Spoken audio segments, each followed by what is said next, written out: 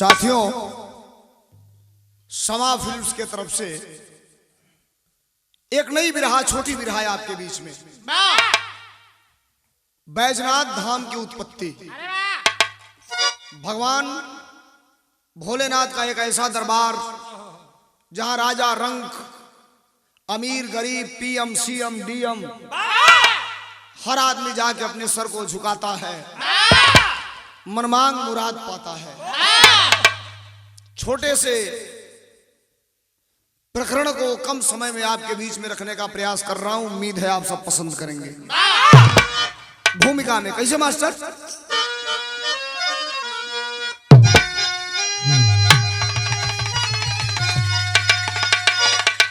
रावण किया तपस्या भारी, प्रगट हो गई ले त्रिपुरारी।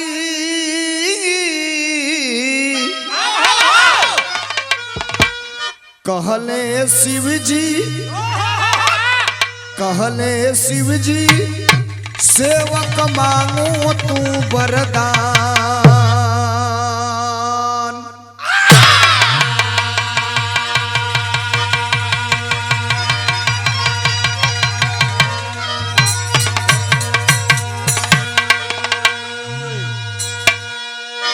एक बार घनघोर तपस्या किया रावण भगवान भोलेनाथ का, और तपस्या के पराकाष्ठा को पार कर गया। इतना तपस्या कैलन, भगवान भोलेनाथ प्रकट हो गईलन। प्रकट भइलन भगवान भोलेनाथ कहलन कि दास, सेवक, भक्त, मांग लो क्या मांगना चाहते हो। वो तपस्या उस समय के तपस्याओं में सबसे बड़ी तपस्या थी। अच्छा तो ये तने तो महान प्रकांड विद्वान रावण ढूंढत रहलन, जो कहलन कि मांग लो। हाथ जोड़ के रावण महाराज कहलन, प्रभु जब कुछ मांगना पड़ता है लंका की धरती से कैलाश पर्वत पे आना पड़ता है। अगर हमारे मांग को मानना चाहते हैं, हमें कुछ देना चाहते हैं, तो चलिए लंका की धरती पर, जब जो जरूरत पड़ेगी वहीं आपसे मांग लिया करूंगा। वादा कर दिए थे। बाप जबान से और तीर कमान से ये दोनों निकल जाती तो कभी वापस नहीं आती। भगवान भोलेनाथ के डिक्शनरी में कबो ना ही लिखैले ना रहा, यो मस्त कह दिलन। उठा के लेके पिंडी भगवान भोलेनाथ का रावण चल दिया लंका के धरती के तरफ। भगवान भोलेनाथ ने कहा लेकर के जा रहे हो, जाओ, याद रखना इस पिंडी को जहां रख दोगे तटस्थ हो जाएगी ये पिंडी। दुनिया की कोई ताकत इस पिंडी को हिला नहीं सकती है। रावण गुमान में लेके चलल, अजब चलल तक तरस लग गई मास्टर।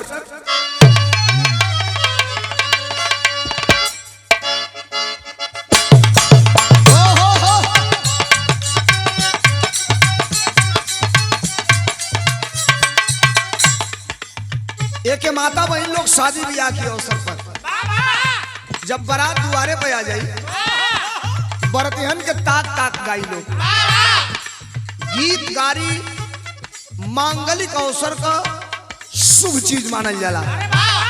आज के समाज में, आज के परिवेश में धीरे धीरे योग खत्म हो जाता। माता बहन लोग गाई लोग, कैसे गाई लोग? ए लाला, ए लाला, ए लाला, कनिया का गैया चरनिया वे।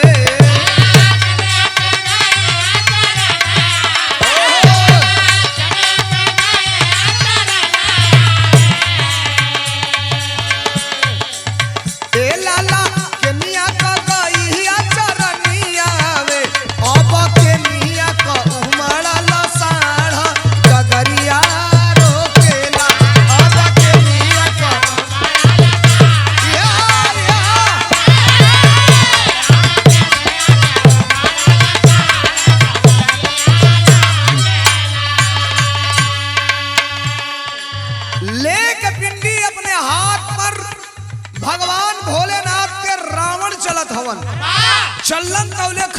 मच गई। कैसे? ए लाला ए भैया पिंडी उठाई रावण ज्ञानी चलल।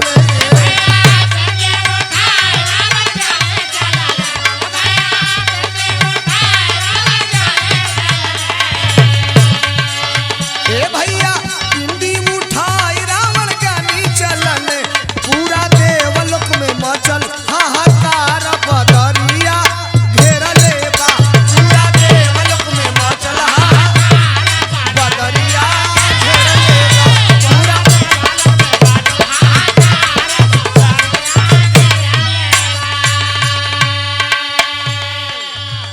देवताओं को जब ये पता चला कि महान प्रकांड विद्वान रावण भगवान भोलेनाथ का पिंडी को लेकर के लंका की धरती पर जा रहा है, लोग सोचत हमन मन में विचार करत हमन का लेके चली जाई रावण लंका की नगरिया।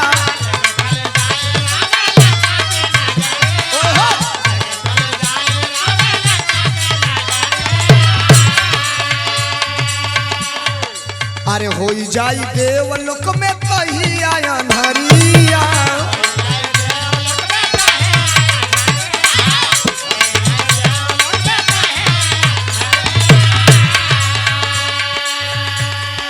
देवता आपस में विचार करना चालू करते हैं, अनर्थ हो जाएगा। अचानक रावण को शरीर के अंदर कुछ महसूस होती है। और क्या महसूस होती है? लागल हो लागल माया को शंका विचार कइले।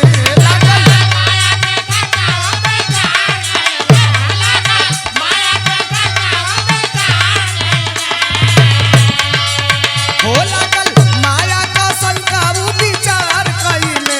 पूरा देवलोक में मचल हाहाकार बदरिया घेरले बा।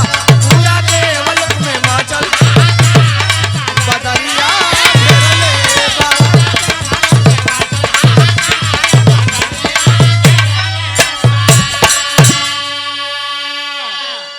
खलबली देवताओं में मच गई कि रे बाप अगर ये रावण भगवान भोलेनाथ को लेकर लंका की धरती पर चला जाएगा अनर्थ हो जाएगा।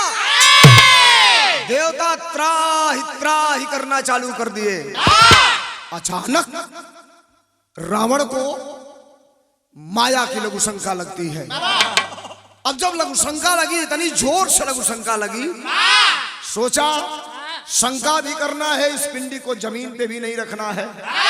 नजर रावण हर हर दौरौलन जाति का अहिर नाव बैजू अरे भाई चलावत रहलन कलन ए बेटा यार आओ। रावण बोलौलन बैजू नाम का चरवाहा दौड़ के आयल कहलस का बाबा कलन नहीं पिंडिया पकड़ले रहिया बेटा, तनी 2 मिनट हम शंका समाधान कर ले। दे दिया उस चरवाहे के हाथ पे पिंडी और बैठ गया महाविद्वान रावण लघु शंका मिटाने के लिए। बिरहा में तरस लग गई भैया। कैसे?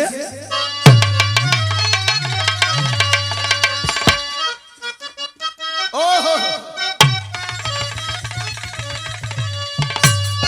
बिरहा का विरासत है, एक कुल तरज यही से बिरहा शुरू भइला। बिरहा जबले रही तबले ही धुन तरज रही।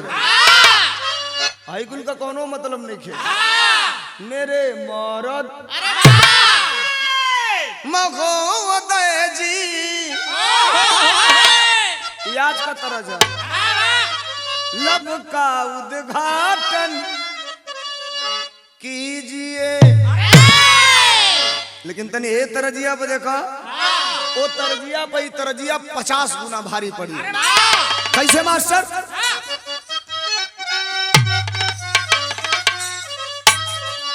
अरे सावन महीना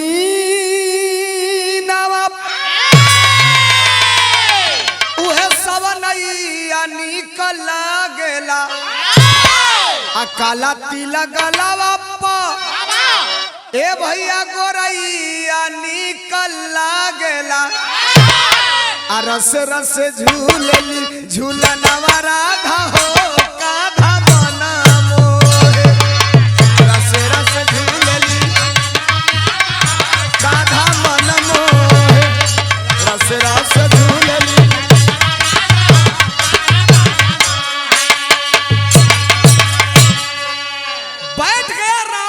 शंका मिटाने के लिए लगातार रावण के लघु शंका की धार बढ़ती चली जा रही है।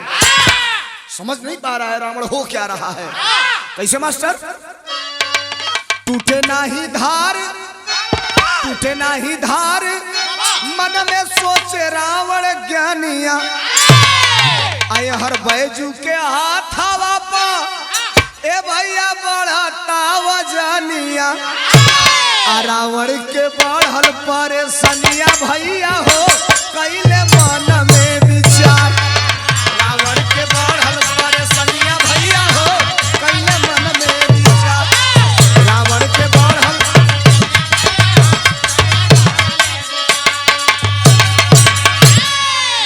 लगातार रावण के लघु शंका की धार बढ़ती जा रही है। मित्रों, विरह के प्रेमियों, सज्जनों, लगातार लघु शंका की धार बढ़ रही है। रावण परेशान हो गया।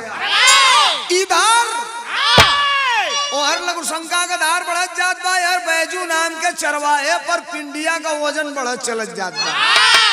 चरवाहा चिल्लाइल, कहो पापा,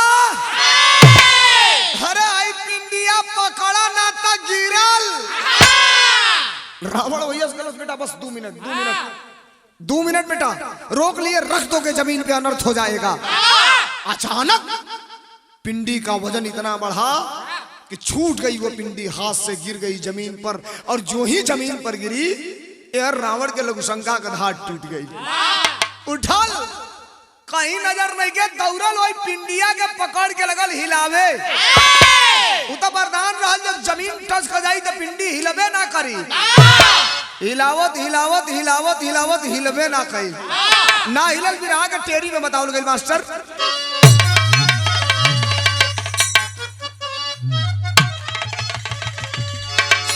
अभिलाषा मन की पूरी ना हुई, हाँ अभिलाषा मन की पूरी,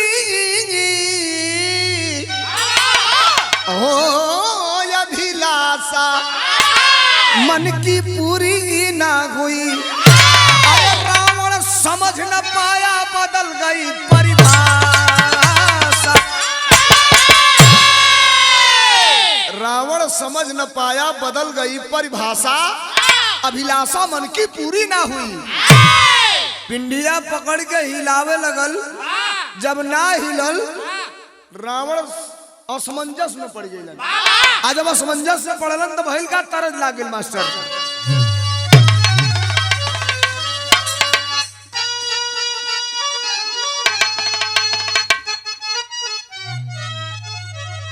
भोजपुरी का संगीत, भोजपुरी संगीत का चाहे कितना भी विधा हो सके, लेकिन विरहा विधा में तरज संतनत से चली आवत बा। हमरे 4-5 पुस्त पहले से आई जौले विरहा रही तौले गवाई, एकर कोनो जोड़ दुनिया का कोनो डायरेक्टर, दुनिया का कोनो कवि, दुनिया का कोनो राइटर ना दिया। ये अपने जमाने का तरज है। कैसे?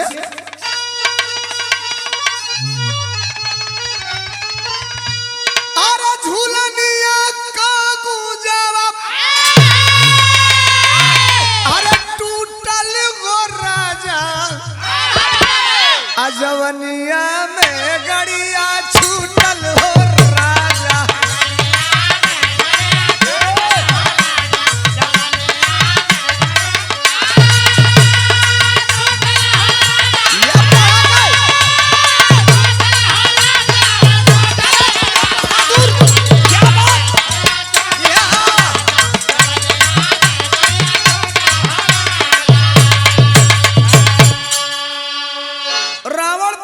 पिंडिया हिलावत हवन, उठते ना हो, ना उठल तब के धरती से पिंडी, अरे न पवल उठाई, अथकल जोरावा रावण गइले ला जाई। क्या बात?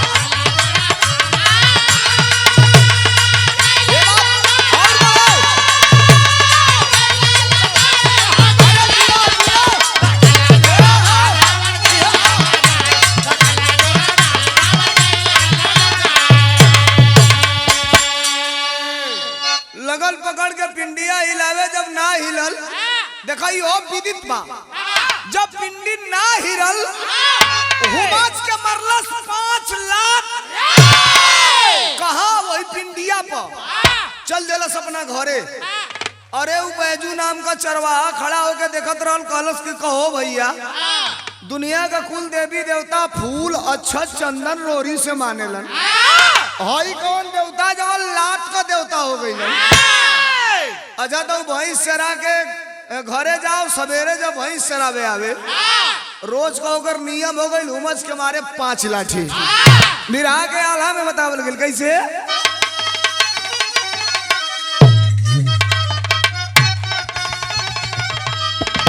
अरे देखत रहले खेला कुली, अरे देखत रहले खेला कुली, औए बैजू चरावा भैया।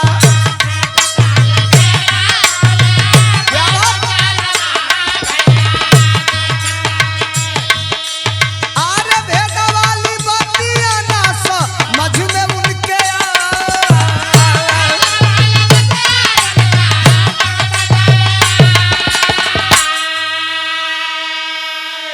लइका चरवाहा हीरे का लइका नाव बैजू समझिए ना पाओ था, सरवा पूजा करत रहला तो ले 5 लात मार के चल कहे गई। अच्छा तो ले जब ये भैंस चरावे आई, खलस की छोड़ा हाथे से लाते से मरले, कहीं पाप मत लाग जाओ, कोनो देवी देवता होखन। तो ले कैलस का ए भैया, अरे लठिया उठा के तड़तड़, लठिया उठा के तड़तड़, अरे पिंडी पे मारे लगल, लठिया उठा के तड़तड़, प्रगट भोलेनाथ भइले देखा रसा।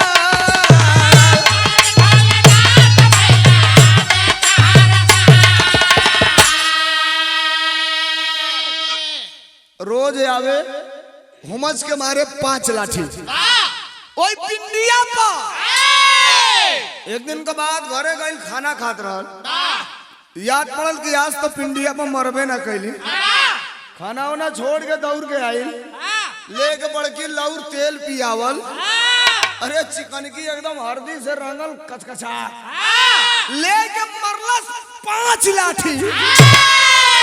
जो मरलस तोले गजब हो गई, प्रकट हो गई भगवान भोलेनाथ। खलस करे भैया, आज ले ये सुन रही कि पूजा कैले से देवी देवता प्रकट होलन, आज पहली बार 5 लाठी मरले, हच दे में से महाराज जी निकल गए। नदान लइका बा, कलश महाराज आप के कलर है, हमार नाम भोलेनाथ।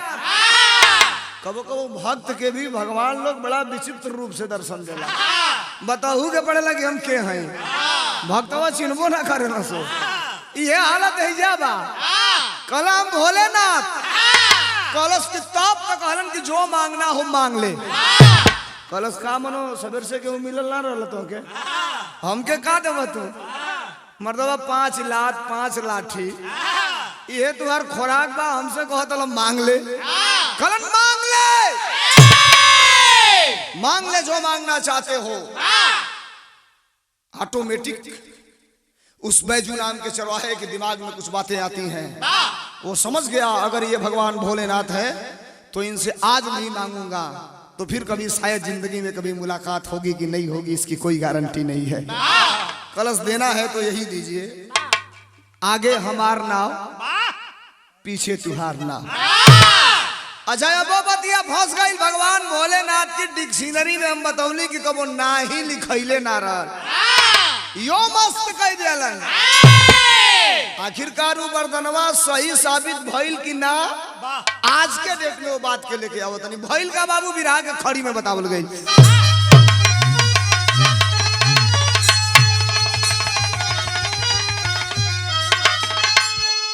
अरे कृपा भक्त के ऊपर भोलेनाथ कइले, अरे वो है दुनिया में बाबा बैजनाथ भइले।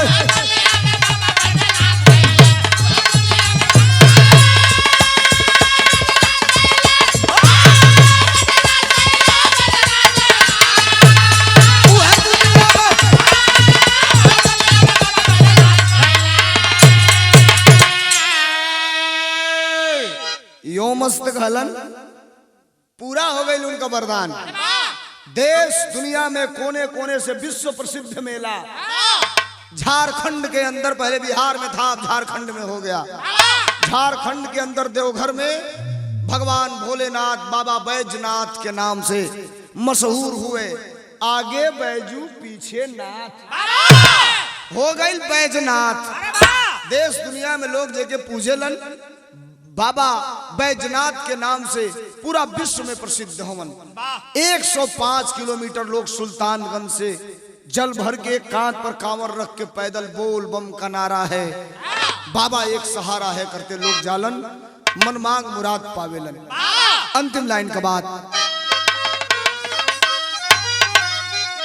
गुरु बिहारी गुरु गणेश भोले की छटा निराली, प्यारे लाल के कलम की करती दुर्गा जी रखवाली। अभिलाषा मन की पूरी ना हुई, अरे अभिलाषा मन की पूरी ना हुई, सोलंकी गया